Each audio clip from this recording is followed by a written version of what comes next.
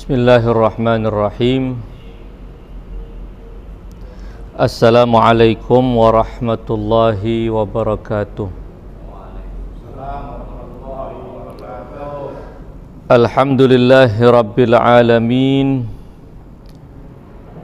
Wabihi nasta'in wa sallallahu ala khairi khalqihi ajma'in Muhammadin wa alihi at-tayyibin at-tahirin.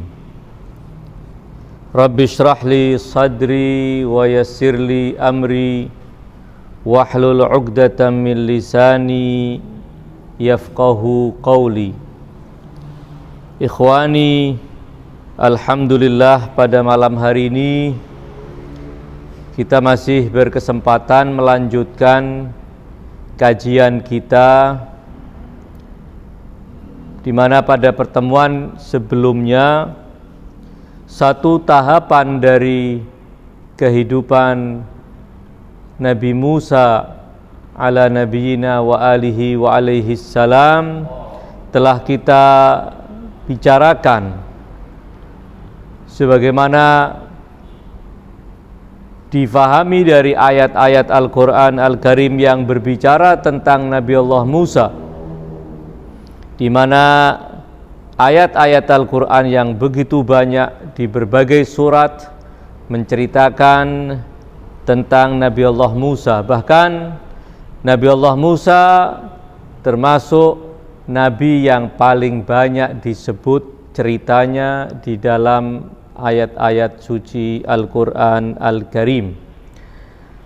Tahapan atau fase pertama dari kehidupan Nabi Allah Musa adalah fase kelahiran beliau, di mana kelahiran beliau diliputi dengan kerahasiaan, diliputi dengan suasana di mana keluarga Nabi Allah Musa sedemikian rupa berusaha mengamankan putranya yang merupakan janji Allah untuk menjadi juru selamat bagi Bani Israel dari kezaliman, dari kesemena-menaan Fir'aun dan pemerintahannya.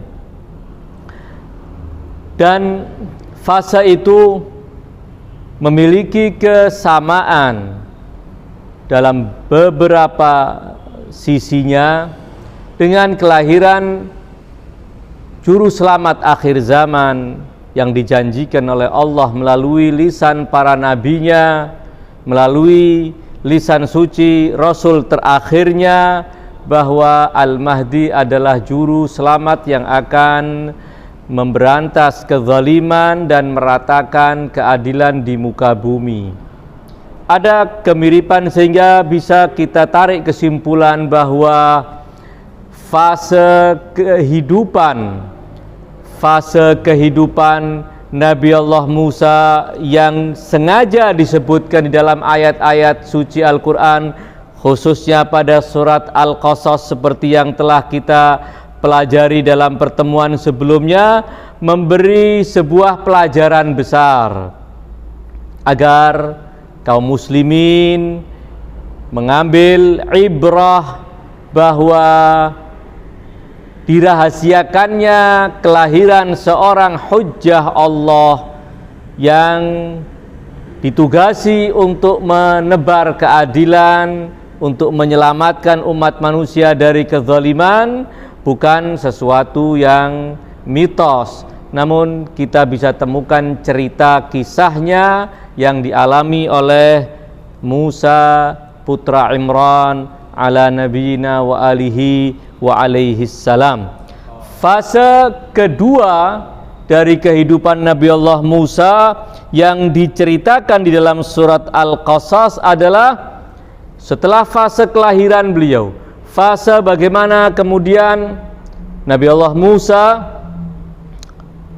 dirawat di istana Fir'aun, dan tentunya dalam perawatan keluarga Fir'aun yang melibatkan ibu kandung Nabi Allah Musa untuk menyusui bayinya, seperti janji Allah bahwa Allah akan mengembalikan putranya kepada ibu Musa. Setelah fase itu, kita menemukan ada pembicaraan yang langsung menjelaskan tentang kehidupan Nabi Allah Musa ketika telah menginjak usia dewasa. Sekali lagi sebuah catatan bahwa fase setelah Nabi Allah Musa disapih oleh ibunya, dipisah oleh ibunya, tidak lagi menyusui, yang tentu usianya kira-kira 2 tahun, tidak lagi disebutkan ceritanya.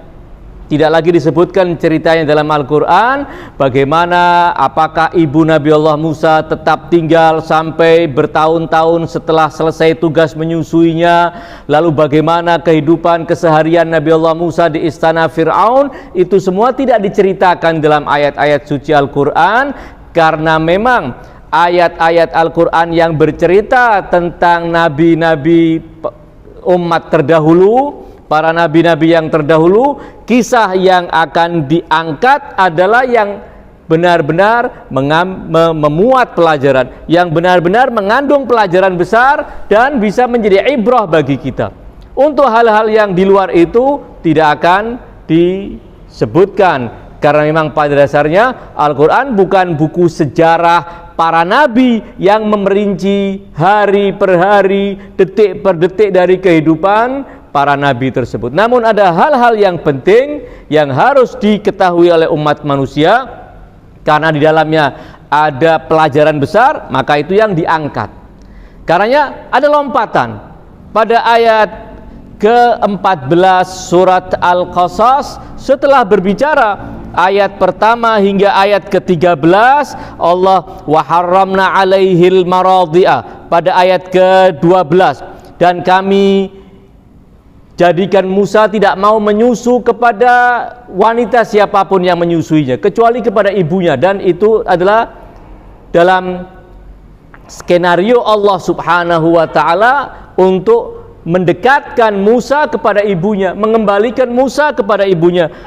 Wa harramna alaihil maradhi'a min qablu faqalat hal adullukum, di mana ibu Nabi Allah Musa menugaskan anak perempuannya, kakak Nabi Allah Musa, untuk memantau peti yang berisikan adiknya itu terhanyut kemana, dengan cara yang sangat luar biasa, menunjukkan kejeniusan wanita kakak Nabi Allah Musa ini. Ala ayyhal wa harramna alaihil maradhi'a min qablu faqalat hal adullukum ala ahli baitin, dengan cara yang lihai saudari Nabi Allah Musa bisa masuk ke istana Fir'aun dan kemudian menawarkan sebuah jasa. Hal adullukum ala ahli baitin yakfulunahu, maukah kalian aku tunjukkan satu keluarga, ada sosok wanita yang siap menyusui bayi ini. Mungkin bayi ini akan mau menyusu dari ibu tersebut. Wahum lahu nasihun, dan keluarga itu benar-benar akan tulus ketika merawat dan menyusui bayi yang kalian miliki. Kemudian faradadnahu ila ummihi, maka kami kembalikan Musa kepada ibunya, seperti yang Allah janjikan pada ibu Nabi Musa, seperti yang diceritakan dalam ayat-ayat sebelumnya. Faradadnahu ila ummihi kay taqarra 'ainuha wa la tahzan, dan kami kembalikan Musa kepada ibunya agar ibunya menjadi senang hatinya, wala tahzan, dan tidak sedih, walita'lama anna wa'dallahi haq, dan agar dia mengetahui dengan menyaksikan, bukan sekedar pengetahuan, karena ibu Nabi Allah Musa sudah yakin dengan janji Allah, dia seorang mukminah, namun agar apa yang dia yakini dari janji Allah benar-benar terwujud dalam kehidupan dia. Wali ta'lama anna wa'dallahi haqqun walakinna aktsaran nas la ya'lamun. Setelah fase ini, fase langsung lompat kepada masa ketika Nabi Allah Musa menginjak usia dewasa. Walamma balagha ashuddahu wastawa atainahu hukman wa ilma.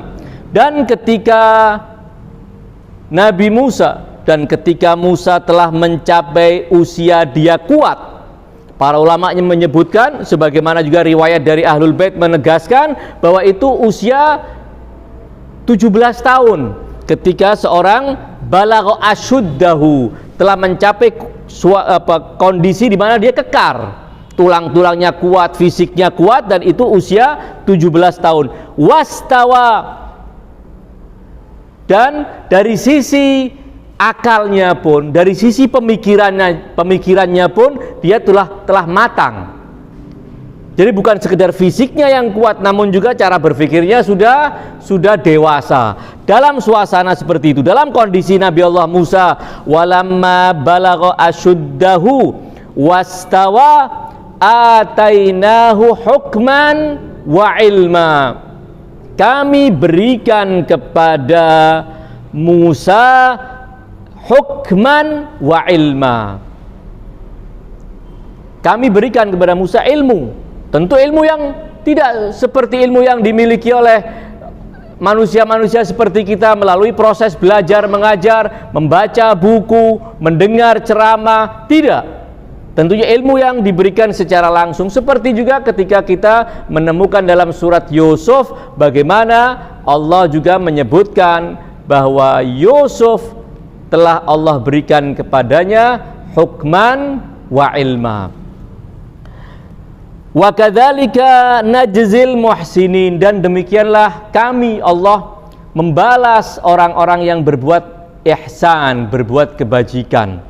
Dan ini akhiran ayat ini menjadi petunjuk bahwa ketika Allah memberikan kepada Musa hukman wa ilma, bukan karena pilih kasih, namun karena Musa telah memiliki prestasi-prestasi yang sangat luar biasa. Dia sebagai orang yang muhsinin, karenanya kemudian Allah memberikan. Jadi pemberian Allah kepada Nabi Allah Musa, karena Nabi Allah Musa adalah termasuk orang yang muhsinin. Jadi disebutkannya akhiran ayat wa kadzalika najzil muhsinin menjadi petunjuk bahwa al-ihsan yang dimiliki oleh Nabi Allah Musa itulah yang menjadi sebab Allah menganugerahkan kepadanya hukman wa ilma, sehingga memiliki ilmu yang datangnya dari Allah Subhanahu wa ta'ala, ilmu yang tidak melalui pencarian seperti manusia-manusia yang lain. Dan dilanjutkan pada ayat ke-15 mulai berbicara tentang fase itu. Tidak lagi berbicara tentang fase kanak-kanak atau fase bayi Nabi Allah Musa. Fase kehidupan Nabi Allah Musa sebagai orang dewasa yang telah memiliki ilmu yang datangnya dari Allah dan diberi hukman, diberi hikmah kebijakan. Dan dengan modal itu Nabi Allah Musa mulai beraktivitas di tengah-tengah masyarakat, mulai membaca suasana. Walaupun dia jarang keluar dari istana, namun dia bisa memahami apa yang sedang terjadi di negeri Mesir. Bagaimana penderitaan masyarakat awam, masyarakat pada umumnya, khususnya Bani Israel, di bawah tekanan dan kezaliman Fir'aun dan rezimnya. Bagaimana kezaliman-kezaliman itu diperagakan, dipraktekkan oleh Fir'aun dan bala tentaranya. Kendati Musa tinggal di istana, namun sama sekali Musa tidak terpengaruh oleh kotornya pemikiran mereka, oleh kejinya sikap mereka. Walaupun kita ketahui bahwa Mesir saat itu memiliki peradaban materi yang sangat luar biasa, yang mencengangkan dunia bahkan hingga hari ini. Termasuk di antara 7 keajaiban dunia ditemukan di Mesir di masa kekuasaan para raja. Artinya dari sisi materi, mereka telah memiliki peradaban yang sangat luar biasa. Namun demikian, dari sisi maknawi, dari sisi kezaliman, benar-benar mengerikan apa yang dilakukan oleh Fir'aun dan bala tentaranya dan apa yang dialami oleh masyarakat Mesir saat itu, khususnya Bani Israel, yang karenanya Allah mengutus Nabi Allah Musa untuk menyelamatkan mereka. Nabi Allah Musa adalah al-muslih, sang juru selamat yang dijanjikan oleh Allah, yang dinanti-nanti oleh Bani Israel, yang secara umum mereka adalah mukminun, beriman kepada ajaran nenek moyang mereka, Ibrahim, Ishak, Yakub, beriman. Walaupun tentu dalam banyak hal juga mereka telah melakukan penyimpangan-penyimpangan, namun mereka tetap mengklaim bahwa mereka adalah pewaris ajaran Nabi Allah Ibrahim. Nabi Allah Musa diutus untuk menyelamatkan mereka. Dari sisi agama, Allah mengutus Musa untuk mengentas mereka dari penyimpangan-penyimpangan itu. Dan dari sisi kehidupan dunia, Allah mengutus Musa alaihissalam untuk menyelamatkan mereka dari cengkraman kezaliman Fir'aun. Jadi sekali lagi ringkasnya, Musa adalah juru selamat yang dinanti-nanti oleh Bani Israel. Sebagaimana juga Musa adalah ancaman yang ditakuti oleh Fir'aun dan rezimnya. Mereka yakin bahwa kehadiran juru selamat akan menumbangkan kerajaan mereka, akan mengakhiri semua kezaliman yang selama ini mereka jalankan. Karena sekali lagi, Musa adalah juru selamat yang dinanti-nanti.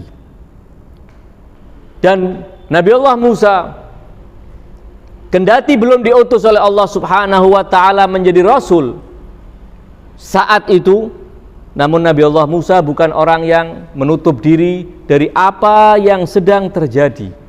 Memahami bahwa ada kezaliman-kezaliman yang tidak boleh dilanjutkan. Ada orang-orang tertindas yang harus dibela dan diselamatkan. Ini yang diceritakan dalam lanjutan ayat itu. Wa dakhalal madinata ala hini ghaflatin min ahliha. Dan Nabi Allah Musa masuk ke kota, dan itu menjadi sebuah isyarat bahwa istananya Fir'aun itu tidak di tengah kota. Istananya Fir'aun itu di pinggiran kota, jauh dari keramaian rakyat-rakyat jelata.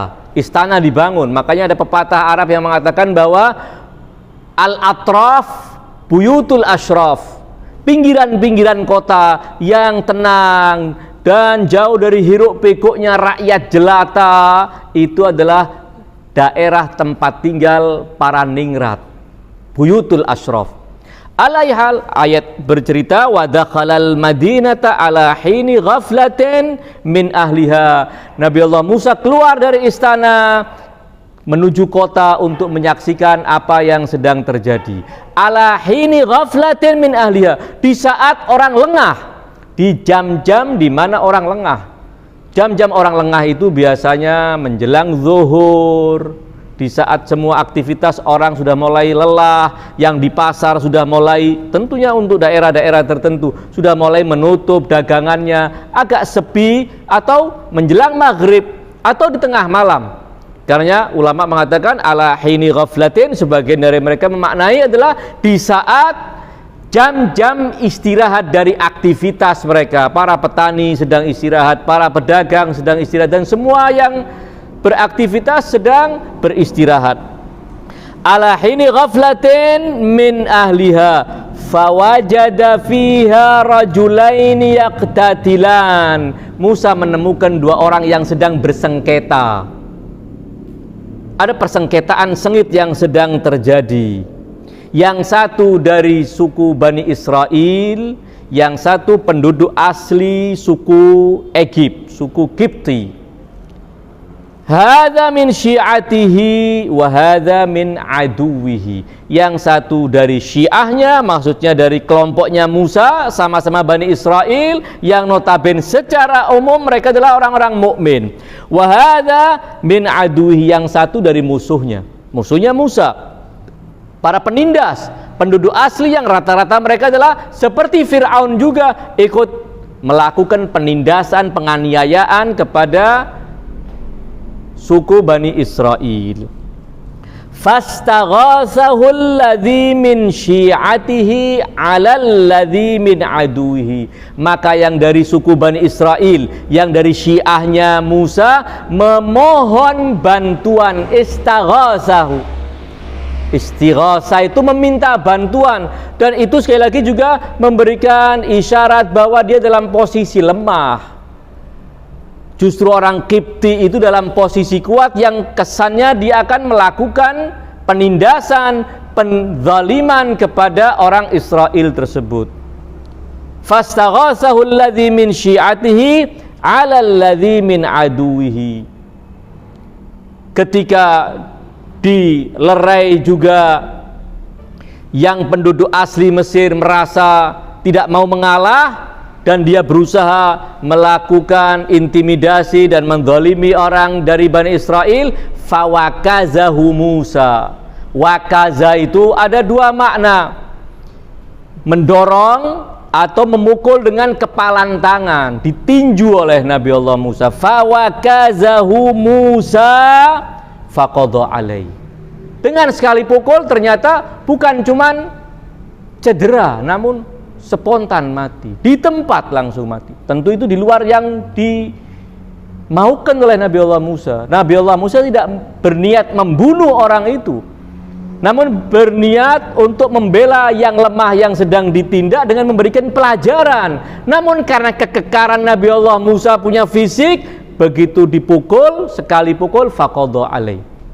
Karenanya Allah tidak menyebutkan Musa membunuh dia.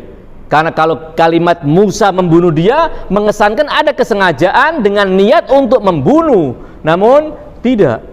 Jadi terjadi pembunuhan yang tidak sengaja. Dia pukul, namun ternyata pukulannya begitu telak dan orangnya mati. Faqadha alaihi. Setelah itu Musa mengatakan kepada mereka ini sebelum dipukul, hadza min amalis syaitan. Pertengkaran kalian ini adalah perilaku setan. Jangan kalian lakukan yang demikian. Hadza min amalis syaitan. Sesuai dengan sebagian tafsiran mengatakan demikian. Musa berkata bahwa persengketaan kalian ini adalah amal syaitan. Sebagian memaknai bahwa tidak. Apa yang terjadi ketika Nabi Allah Musa memukul lawannya dan sampai mati, ini termasuk min amalis syaitan, walaupun tidak dengan kesengajaan dan tidak niat untuk membunuh, namun akibat dari apa yang dilakukan oleh Nabi Allah Musa menyebabkan orang tersebut terbunuh, dan itu Musa menyebutnya hadza min amalis syaitan. Innahu aduwwun mudillun mubin.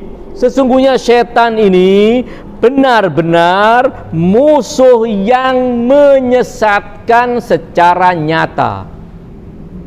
Musuh nyata umat manusia adalah setan. Setanlah yang selalu mengadu dan mengungkit-ungkit permusuhan. Setanlah yang selalu mengadu domba. Setanlah yang selalu membangkitkan emosi satu orang atas orang yang lainnya, dan sehingga terjadilah persengketaan bahkan sampai berbunuh-bunuhan. Qala rabbi inni zalamtu nafsi faghfirli faghfaralah. Ya Allah, wahai Tuhanku, aku benar-benar telah menzalimi diriku. Faghfirli, maka ampuni aku. Faghfaralah, maka Allah mengampuninya. Para ulama mengatakan bahwa apa yang dilakukan oleh Nabi Allah Musa dengan membela orang yang tertindas dan lemah atas orang yang kuat dan menindas, namun dengan sekali pukul musuh tersebut mati, ini menyebabkan rentetan konsekuensi yang menyusahkan Nabi Allah Musa. Karena Fir'aun dan bala tentaranya, Fir'aun dan rezimnya tidak mungkin akan mendiamkan kalau ada seorang penduduk asli Qibti terbunuh. Dia pasti akan mencari siapa pembunuhnya, dan Nabi Allah Musa khawatir dia akan ketahuan sebagai pelakunya, maka akan mereka hukum. Karena Nabi Allah Musa merasa apa yang terjadi dengan membela si lemah. Membela si lemah bukan sebuah kesalahan, namun akibat dari pembelaan kepada si lemah, dan pembelaan ini gara-gara si lemah itu bersengketa dengan orang lain, mengakibatkan Nabi Allah Musa sekarang dalam kondisi yang sulit. Dia harus bisa menyembunyikan sebaik mungkin apa yang terjadi supaya tidak ketahuan dan supaya tidak menjadi buronannya Fir'aun dan rezimnya. Sekali lagi, ini yang difahami oleh para ulama bahwa ketika Nabi Allah Musa mengatakan Rabbi inni zalamtu nafsi faghfirli faghfaralah, bukan Nabi Allah Musa melakukan sebuah tindakan maksiat, tidak, ketika dia memukul, karena tidak sengaja untuk membunuh orang tersebut. Innahu huwal ghafurur rahim. Kemudian Nabi Allah Musa ini sebagai buktinya bahwa saya tidak menyesal ketika membela si lemah. Namun apa yang diakibatkan oleh pembelaan saya inilah yang kemudian akan menyusahkan saya. Karenanya Nabi Allah Musa mengatakan, Qala Rabbi bima an'amta alayya falan akuna zahiran lil mujrimin. Wahai Tuhanku, dengan anugerah yang Engkau berikan kepadaku berupa kekekaran fisik, kekuatan yang sangat luar biasa yang Engkau anugerahkan kepadaku, aku tidak mungkin akan gunakan tenaga yang kuat ini, fisik yang kuat ini untuk menjadi pendukung orang-orang yang berbuat durjana. Kekuatan ini adalah anugerahmu, dan aku sebagai hambamu pasti akan menggunakan anugerah ini untuk membela yang tertindas, membela yang lemah. Kita bisa menyaksikan bahwa sejak masa remaja Nabi Allah Musa, walamma balagha asyuddahu wastawa, sejak masa itu Nabi Allah Musa sudah punya kesadaran yang sempurna tentang hakikat tauhid, tentang hakikat bahwa setan adalah musuh bebuyutan umat manusia, tentang misi kehadiran para muslihin adalah menolong yang lemah untuk menghentikan kezaliman dan kejahatan kaum mujrimin. Karenanya Nabi Allah Musa mengatakan, Rabbi bima an'amta alayya falan akuna zahiran lil mujrimin. Namun setelah peristiwa itu, Nabi Allah Musa tidak pulang lagi ke istana Fir'aun, tetap tinggal di kota namun dalam kondisi ketakutan. Fa asbaha fil madinati khaifan yataraqqab. Maka Musa senantiasa tinggal di kota ini dalam keadaan khaifan, takut, yataraqqab, terus memantau suasana apa yang sedang terjadi. Bagaimana tindakan istana atas terbunuhnya seorang Kipti?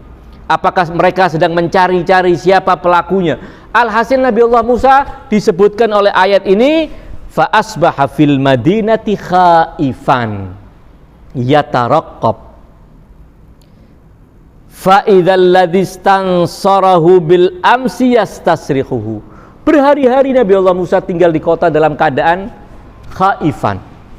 Perlu kita garis bawahi bahwa yang dimaksud dengan Nabi Allah Musa hidup dalam keadaan ketakutan bukan ketakutan terhadap dirinya, tidak. Nabi Allah Musa adalah orang pemberani. Nabi Allah Musa adalah orang yang memahami bahwa mati di jalan membela orang yang tertindas adalah mati mulia. Tidak ada yang perlu dikhawatirkan. Nabi Musa bukan seorang pengecut. Nabi Musa bukan orang yang tidak mau berkorban demi kebenaran dan keadilan. Namun Nabi Allah Musa khaifan, mengkhawatirkan akan keselamatan dirinya, karena kalau si pembunuh itu ketahuan, tertangkap, yaitu Musa, maka Musa akan dihukum. Dan apabila Nabi Allah Musa dihukum, maka misi besar yang dipikulkan oleh Allah kepada Nabi Musa sebagai penyelamat Bani Israel akan kandas. Karena Nabi Allah Musa harus menyeting dirinya dalam keadaan yang benar-benar bisa menyelamatkan dirinya. Tidak mentang-mentang karena pemberani kemudian melakukan tindakan-tindakan sembrono, tidak.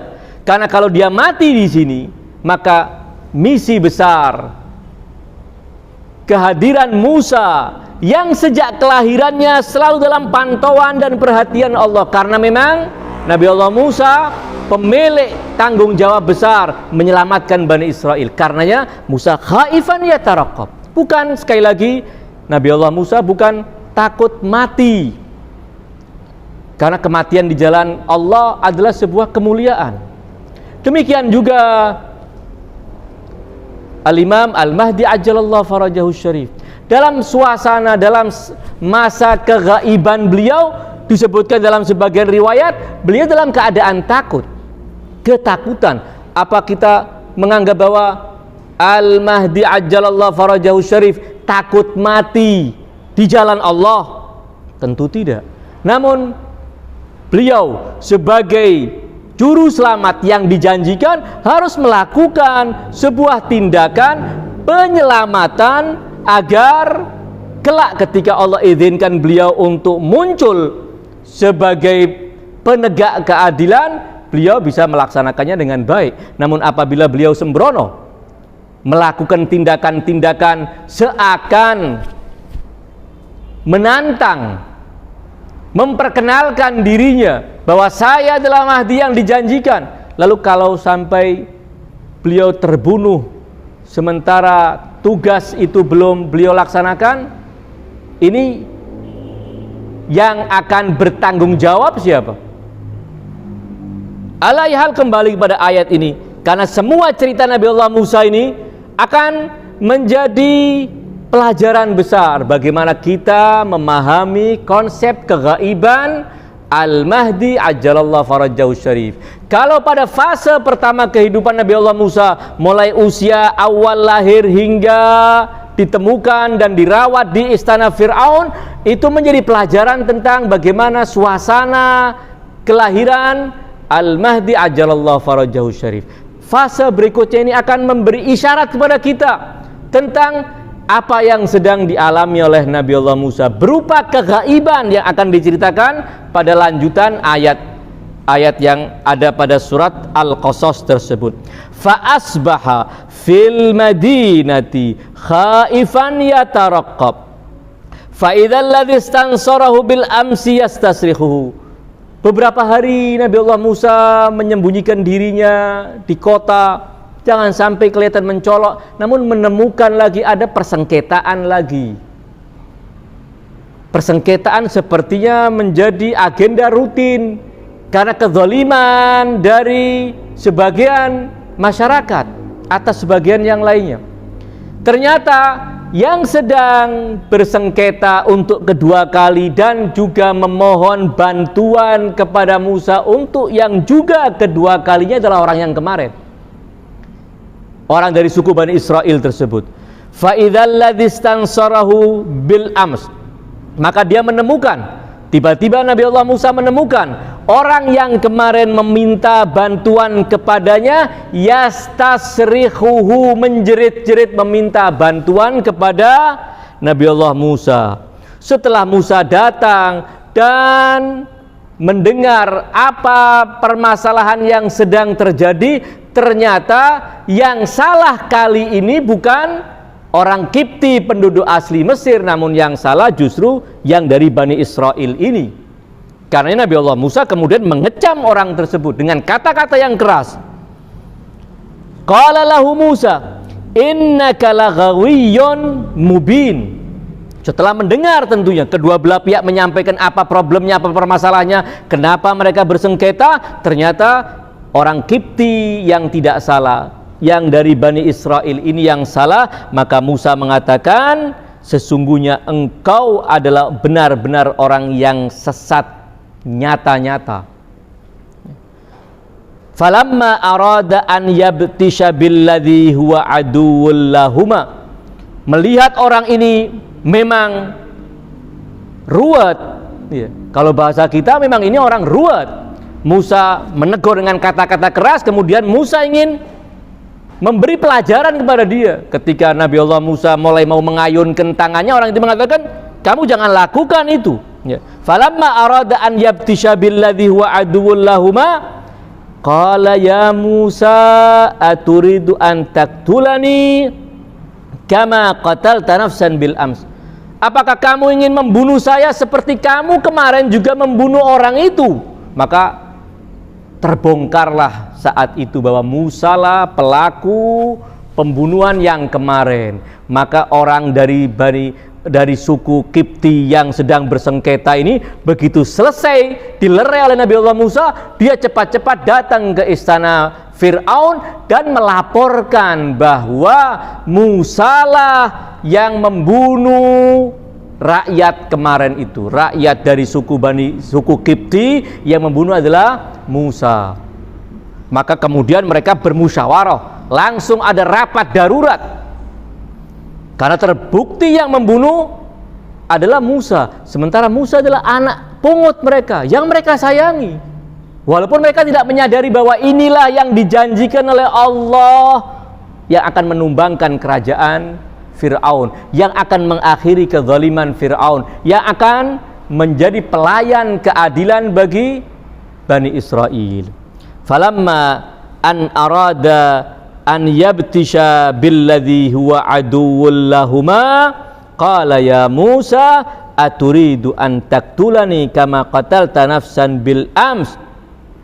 Tidak cukup dia membongkar, sekarang menuduh Nabi Allah Musa, in turidu illa an takuna jabbaran fil ard wa ma turidu an takuna minal muslihin. Sepertinya engkau ini wahai Musa tidak lain kecuali ingin menjadi preman kamu ini. Turid an takuna jabbaran, menjadi orang yang bengis, main pukul sana, bunuh sini. Kamu ini bukan orang yang ingin mendamaikan, bukan orang yang ingin melakukan islah. Tidak cukup membongkar, dia kemudian menuduh Nabi Allah Musa. Kemudian tentunya orang ini langsung pulang. Tidak diceritakan dalam Al-Quran. Pulang melaporkan, sehingga semua yang ada di istana Fir'aun dan para aparatnya, para pejabatnya, pejabat militernya, semuanya rapat untuk menentukan apa yang harus dilakukan terhadap Musa. Musa anak mereka, anak pungut mereka. Maka ada di antara yang ikut serta dalam rapat Fir'aun dan bala tentaranya atau Fir'aun dan elit politik yang ada di rezimnya, mengetahui bahwa mereka akan menangkap dan kemudian menghukum Musa dengan membunuh Musa. Orang ini keluar cepat-cepat dari istana mencari Musa dan kemudian memberikan nasihat kepada Nabi Allah Musa. Wa jaa'a rajulun min aqsal madinati yas'a. Maka datanglah seorang dari ujung kota, yas'a dengan bergegas. Ada catatan yang ingin saya katakan di sini, bahwa kalimat rajulun tidak dilengkapi dengan alif dan lam. Yang andai disebutkan dengan alif dan lam, wajah ar-rajulu berarti orang tertentu. Tetapi ketika tidak disebutkan, itu berarti ingin mengatakan kamu tidak usah sibuk mencari siapa orang itu, pokoknya seorang. Dan biasanya ini untuk tujuan apa? Untuk tujuan diantaranya adalah merahasiakan. Kita bisa melihat dari kemasan ayat ini, kehidupan fase kedua Nabi Allah Musa ini akan diwarnai oleh kerahasiaan, akan diwarnai oleh bagaimana Nabi Allah Musa menutup diri. Dari awal ayat ini, wajah rajulun min aqsal madinati yas'a. Siapa mereka? Siapa orang ini? Tentunya kita melihat dalam ayat lain adalah ada rajulun mu'minun min ali fir'auna yaktumu imanahu. Ada di istana Fir'aun, yang nanti dalam cerita ketika Fir'aun berhadapan-hadapan dengan Musa, ketika Musa berhadapan-hadapan dengan Fir'aun, orang ini muncul kembali sebagai penasehat Fir'aun yang menguntungkan Musa. Dan sekali lagi, dalam ayat yang akan disebutkan itu juga disebutkan dengan tanpa disertai alif dan lam. Rajulun mu'minun. Karena ingin mengatakan bahwa kamu jangan sibuk mencari siapa orang itu, namanya siapa, dari mana, jauh usah. Semuanya harus serba rahasia. Sementara orang ini punya dua jasa. Jasa pertama menyelamatkan Musa ketika Fir'aun dan semua kekuatannya ingin menangkap Musa. Dan kedua, ketika Musa berhadapan-hadapan dengan Fir'aun, orang ini juga berusaha membuat lunak sikap Fir'aun terhadap Musa. Punya jasa yang besar, membela, menyelamatkan juru selamat calon Rasul Allah Ulul Azmi yang mengentas Bani Israel, namun identitasnya hingga hari ini pun ayat Al-Quran tidak menyebutkan. Dan ini di sisi lain memberi pelajaran besar buat kita, memberi pelajaran yang sangat luar biasa, bahwa amal kebaikan apapun, perjuangan apapun, jasa apapun yang pernah kita berikan untuk agama, kalau itu boleh diistilahkan dengan jasa kita, apa yang pernah kita sumbangkan untuk agama, tidak usah kita bingung dengan apakah nama kita akan disebut, apakah nama kita akan dipendam.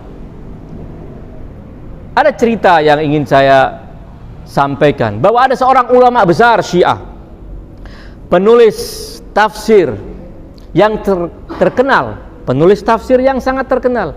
Tafsirnya dengan nama Al-Ayyashi, karena penulisnya adalah bernama Al-Ayyashi, seorang alim besar. Sekali lagi, Al-Ayyashi mulai usia kanak-kanak hingga usia tertentu dan menjadi ulama, dia bermadhab Sunni, bukan bermadhab Ahlul Bait. Namun setelah berdiskusi, berdialog, tukar pikiran dengan seorang Syiah yang alim juga, kemudian dia memeluk madhab Ahlul Bait. Dan kemudian bukan sekedar pemeluk madhab Ahlul Bait yang awam, namun dia kemudian belajar, mengembangkan wawasan ilmunya tentang ajaran Ahlul Bait dan menjadi ulama besar Ahlul Bait. Kata Syekh Al-Ayyashi. Sementara sejarah tidak ada yang menyebutkan siapa lawan diskusi Syekh Al-Ayyashi sehingga dia menerima madhab Ahlul Bait. Sangat besar jasa orang tersebut sehingga menyadarkan Syekh Al-Ayyashi, membuka pikirannya untuk menerima ajaran Ahlul Bait dan kemudian menjadi ulama besar yang besar manfaatnya untuk umat Islam. Namun siapa yang mensyiahkan dia dalam bahasa kita? Tidak disebutkan namanya. Tidak ada yang mengetahui. Benar-benar orang itu ingin dirahasiakan namanya, bahwa dialah yang berjasa dengan diskusi yang mendalam dengan Syekh Al-Ayyashi sehingga Syekh Al-Ayyashi menerima kebenaran ajaran Ahlul Bait. Ala ihal, kita kembali kepada ayat. Allah Subhanahu wa taala melanjutkan dalam ayat ke-20, wa jaa'a rajulun min aqsal madinati yas'a, maka datanglah seorang dari ujung kota, datang ke tengah kota mencari Musa. Kemudian dia berkata kepada Nabi Allah Musa, qala ya Musa, innal mala'a ya'tamiruna bika liyaqtuluk. Wahai Musa, sesungguhnya kelompok elit itu, al-mala'. Al-mala' biasa diterjemahkan dengan al-jamaah, sekelompok orang, namun tidak sembarang kelompok. Banyak orang mungkin satu alun-alun kumpul, namun itu adalah orang-orang yang tidak punya pikiran semuanya, atau bukan orang-orang tokoh sehingga kehadiran mereka 1000, 2000 tidak terlalu banyak memberikan arti apapun. Namun boleh jadi ada cuma 40 orang, namun elit semuanya. Kalau berbicara tentang ilmu, mereka adalah para ulama semua. Kalau berbicara tentang politik, katakan dalam urusan politik mereka adalah pakar-pakar politik, politikus semuanya. Kalau berbicara tentang pada tataran kemasyarakatan, mereka adalah tokoh-tokoh masyarakat. Walaupun jumlahnya boleh jadi cuma 40-30 orang, namun keberadaan mereka seakan memenuhi pandangan masyarakat, seakan-akan memenuhi telinga masyarakat kalau mereka bersuara. Makanya disebut dengan al-mala', dari kalimat mala'a, memenuhi. Jadi bukan sekedar kelompok atau sekumpulan orang, tidak. Kata orang tersebut, qala ya Musa innal mala'a ya'tamiruna bik. Sesungguhnya Fir'aun dan elit di istana sedang musyawarah mereka berembuk, dan hasil dari musyawarah mereka tentu orang ini salah satu dari mereka. Ya. Kita bisa lihat bagaimana Allah Subhanahu wa taala bisa menyusupkan wahwal qadiru ala kulli syai'. Di tengah-tengah orang-orang seperti Fir'aun yang mengaku ana rabbukumul a'la, ternyata ada orang yang mukmin dengan kebenaran ajaran Tuhan. Tentu dia ikut musyawarah di situ. Innal mala'a ya'tamiruna bika. Apa hasil musyawarahnya? Liyaktuluk, untuk membunuhmu. Maka jalan satu-satunya engkau harus keluar dari negeri ini. Fakhruj, maka keluarlah. Inni laka minan nasihin. Saya benar-benar orang yang tulus memberikan advice kepadamu, memberikan nasihat kepadamu. Tentu orang ini bukan orang yang asing di mata Musa. Musa tinggal di istana bersama keluarga kerajaan. Orang ini salah satu yang tinggal di kerajaan tersebut. Jadi bukan orang asing di mata Nabi Allah Musa. Dia bukan orang asing. Karenanya ketika ketemu dan menyampaikan, Nabi Allah Musa percaya, karena memang orang ini bisa kita bayangkan sudah punya hubungan dengan Nabi Allah Musa, dan sangat kuat kemungkinan dia memiliki wawasan tentang kebenaran dan keadilan, datangnya dari Nabi Allah Musa yang saat itu masih remaja.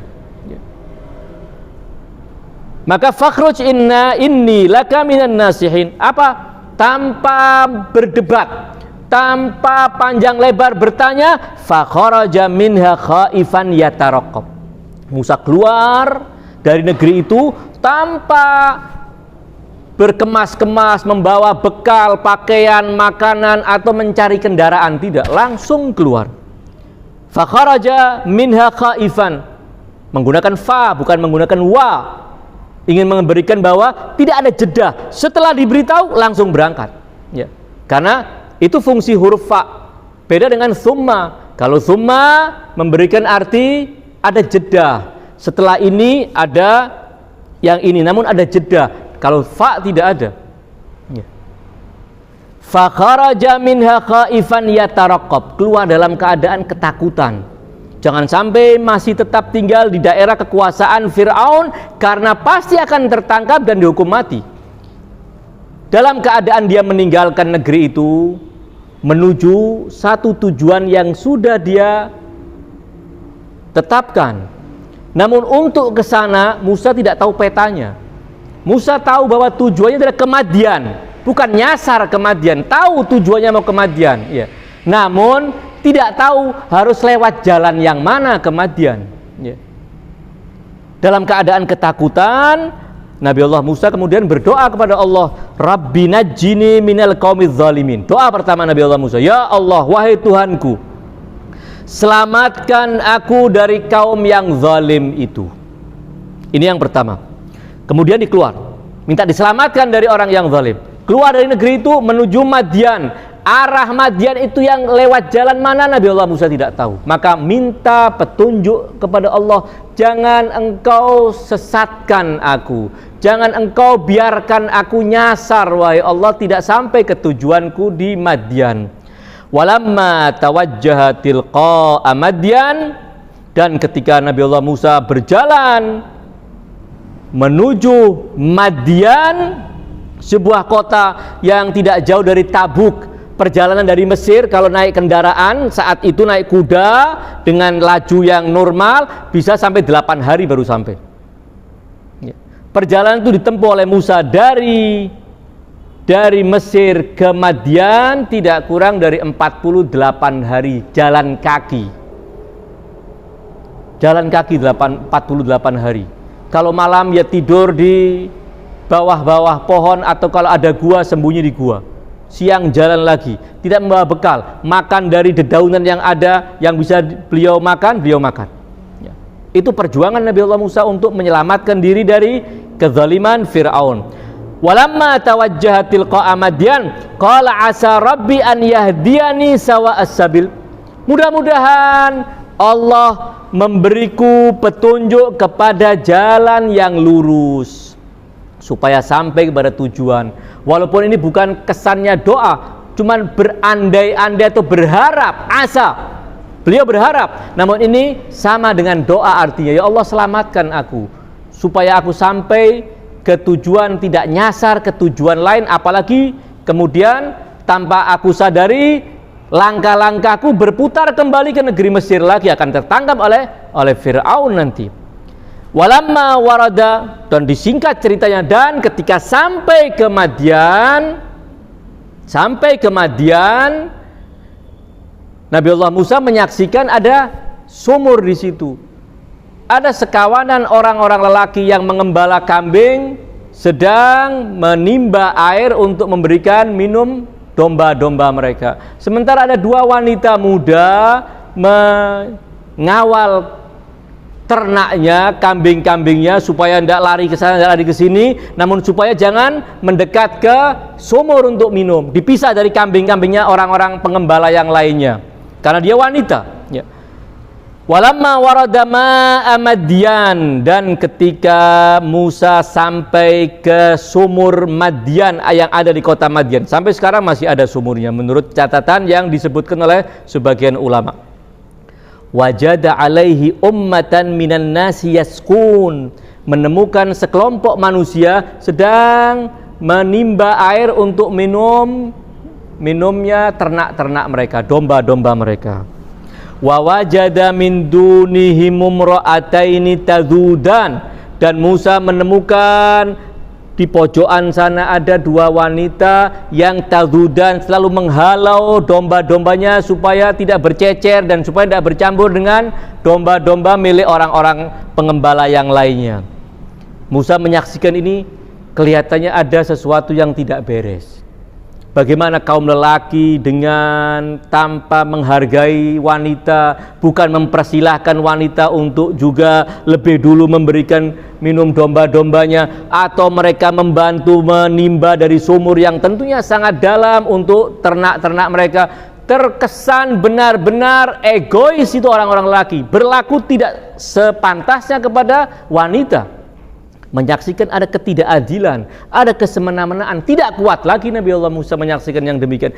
Karena memang watak Nabiullah Musa adalah sebagai muslih yang akan mereformasi, yang akan melakukan perbaikan-perbaikan, dan tidak pernah mentolerir sekecil apapun kezaliman.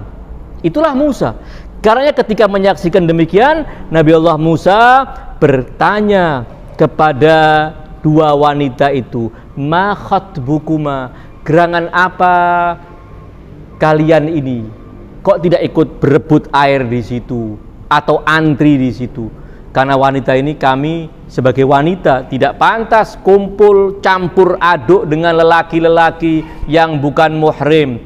Kami akan tetap tinggal di sini sampai para pengembala itu selesai dan sepi, baru kami akan bawa domba-domba kami untuk minum dari sumur tersebut. Qalata, dua wanita itu berkata, la nasqi, kami tidak akan memberikan minum kepada ternak-ternak kami hatta yusdirar ri'a, sehingga para pengembala itu meninggalkan tempat ini. Dan kalau kamu ingin bertanya kenapa kami yang bekerja kok bukan lelaki, karena memang di rumah kami tidak ada lelaki kecuali ayah kami yang sudah sangat tua usianya. Tidak mungkin beliau, ayah kami itu yang akan mengembala. Jadi kami, anak perempuannya, yang mengambil alih tugas ini. Walaupun pada dasarnya ini adalah tugas kaum lelaki. Karenanya ayatnya wa abuna syekhun kabir, lanjutan dari pembicaraan dua wanita menceritakan kepada Nabi Allah Musa, dan ayah kami adalah seorang yang sudah sangat tua usianya. Bukan sekedar ingin mewartakan bahwa bapak saya itu sudah tua umurnya, bukan itu maksudnya. Maksudnya ingin mengatakan, jangan salahkan kami, kok wanita bekerja seperti begini, karena terpaksa. Abah kami adalah orang yang sudah tua. Menyaksikan yang demikian, Musa tidak bisa membiarkan. Musa membawa domba-domba wanita itu, dan wanita itu disuruh tetap tinggal kamu di sini, saya akan ngurus domba-domba kalian. Maka Nabi Allah Musa dengan keperkasaan fisiknya mengambil air dari sumur, ikut antri bersama orang-orang laki itu, dan memberikan minum kepada ternak-ternak si wanita ini. tanpa pamrih apapun dan dengan sikap yang benar-benar menghormati wanita, tidak usil, tidak banyak tanya kepada wanita itu tentang hal-hal yang tidak diperlukan, hanya menyaksikan ada perlakuan kesemena-menaan yang terjadi, itu saja yang ditanyakan. Kenapa kamu tidak ikut di situ? Setelah itu tidak nanya macam-macam Nabi Allah Musa, hanya langsung bertindak membantu. Fasaqalahuma, maka Nabi Allah Musa bergegas memberikan minum pada domba-domba dua wanita penggembala itu. Setelah selesai, tidak kemudian mulai menggoda-goda, wal'iyadzubillah, sama sekali tidak.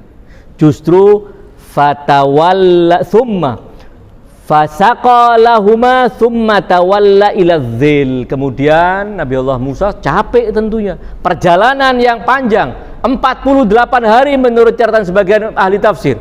Begitu sampai menyaksikan ada fenomena yang tidak semestinya terjadi, ada kezaliman terhadap kaum wanita, ada kesemena-menaan dari kaum pria, maka Nabi Allah Musa melupakan lelahnya dan kemudian membantu wanita tersebut. Selesai membantu, tawalla ila dzil, cari teduhan, istirahat di situ. Istirahat. Dan dalam keadaan lapar yang sangat luar biasa. Dalam keadaan yang sangat lapar luar biasa. Faqala rabbi inni lima anzalta ilayya min khairin faqir. Ya Allah, wahai Tuhanku, aku benar-benar butuh kepada sesuatu. Kendati engkau telah memberikan aku sesuatu yang sangat luar biasa, anugerah besar, berupa apa? Fisik yang sangat kuat. Namun untuk saat ini aku benar-benar lapar dan fisikku menjadi lemah.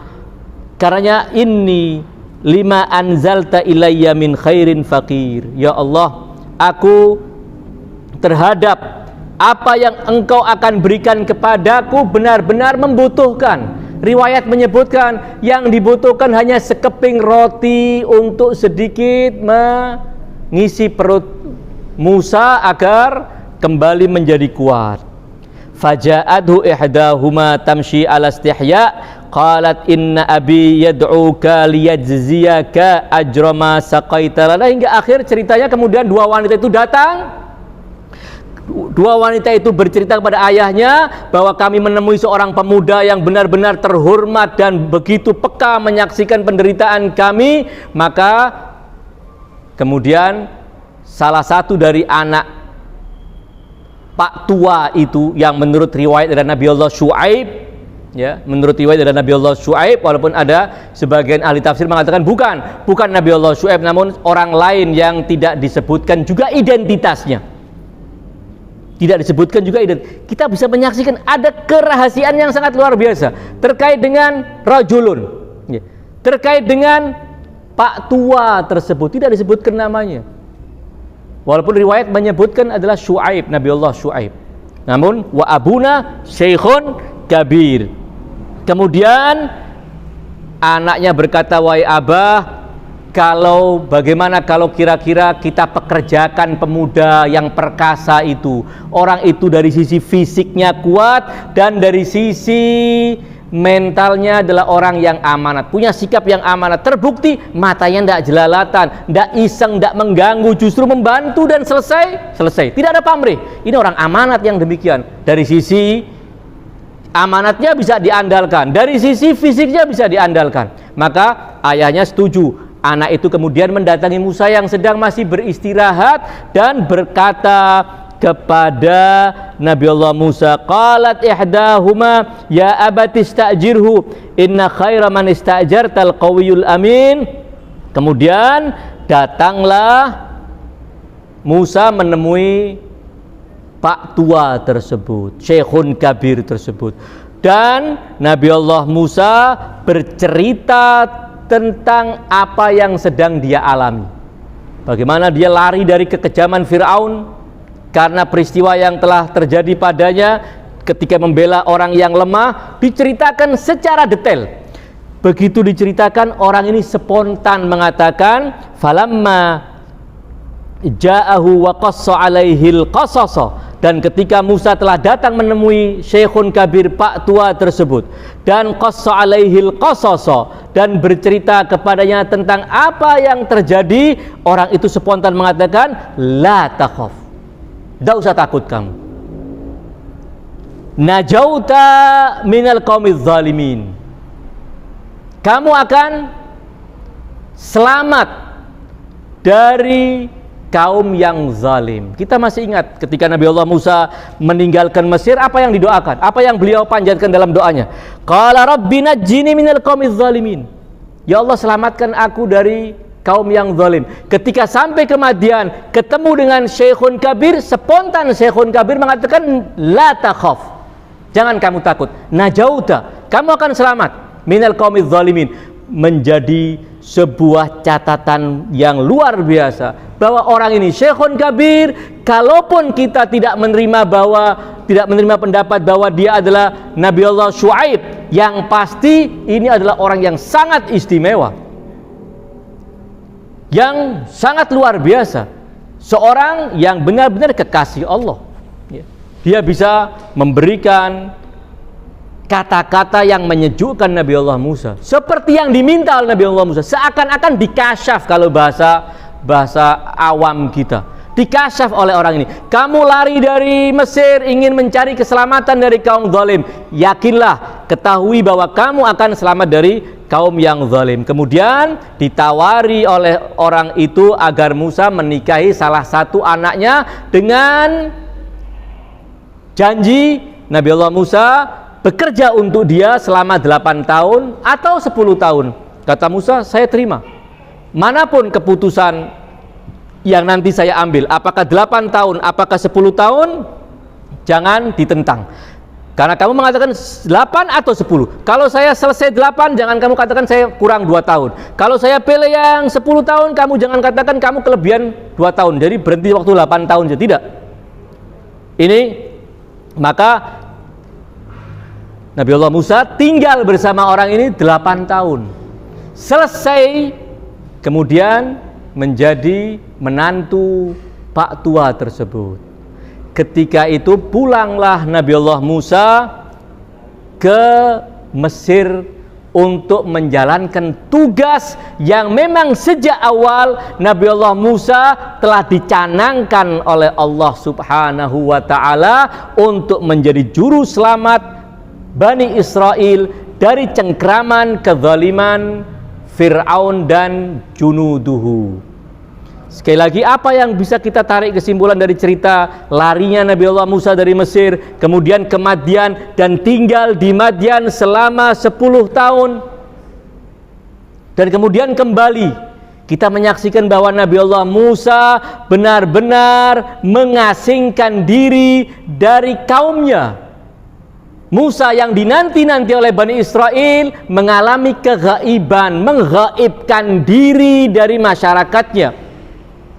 Menggaibkan diri dari masyarakatnya. Sebagaimana ketika sebelum Nabi Allah Musa melarikan diri dari Mesir ke Madian, masyarakat Mesir, baik dari kalangan Al-Qibtiyin, orang-orang suku asli Mesir, maupun Bani Israel, belum mengenal bahwa inilah juru selamat yang dijanjikan oleh Allah untuk menyelamatkan kita. Kendati mereka kenal Musa, Musa bergaul dengan mereka, tinggal di istana dengan mereka, namun mereka tidak mengetahui jati diri Musa bahwa inilah sang juru selamat. Jadi kegaiban sang juru selamat akhir zaman yang diyakini oleh para pecinta dan pengikut setia Ahlul Bait bukan artinya bahwa sang juru selamat tinggal di gua dan tidur nyenyak, tidak mengikuti apa yang sedang terjadi di muka bumi, namun selalu mengikuti peristiwa demi peristiwa. Dan tidak sekedar mengikuti peristiwa demi peristiwa untuk menjadi penonton dan yang menyaksikan, namun juga berinteraksi dengan peristiwa-peristiwa besar yang terjadi. Karena kegaibannya adalah kegaiban identitas, seperti yang sudah pernah saya jelaskan, bukan kegaiban sosok. Sosoknya tidak gaib, namun manusia tidak mengenali jati diri orang yang sedang bertatap muka dengannya, orang yang sedang berinteraksi dengannya, ini ternyata adalah juru selamat yang dijanjikan. Namun ketika Allah belum mengizinkan beliau membuka identitas dan jati dirinya di masa zuhur, maka beliau menyembunyikan. Kenapa? Karena kalau belum saatnya Allah mengizinkan sang juru selamat untuk muncul, namun juru selamat memunculkan dirinya, maka akan kandaslah tugas besar untuk meratakan keadilan di muka bumi setelah memberantas kezaliman.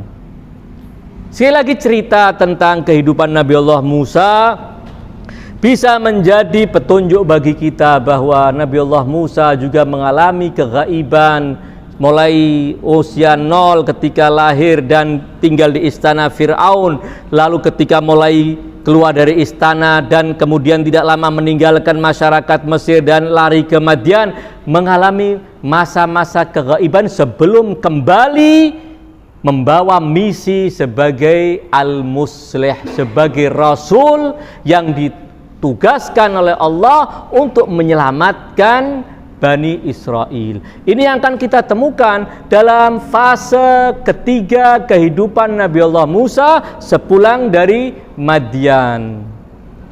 Mudah-mudahan keterangan tentang renungan kita terhadap ayat-ayat surat Al-Qasas tentang kisah Nabi Allah Musa memberi pelajaran, bisa kita tangkap ibrah dan pelajaran akan keghaiban hujjah Allah dari tengah-tengah masyarakatnya, bukan sekali lagi keghaiban sosok, namun keghaiban identitas, dan keghaiban itu adalah sunnah, adalah ketetapan Allah yang berlaku bagi para hujjah-hujjah Allah sampai saat di mana Allah mengizinkan sang hujjah untuk muncul dan memperkenalkan dirinya sebagai al-muslih seperti yang diceritakan pada fase ketiga kehidupan Nabi Allah Musa.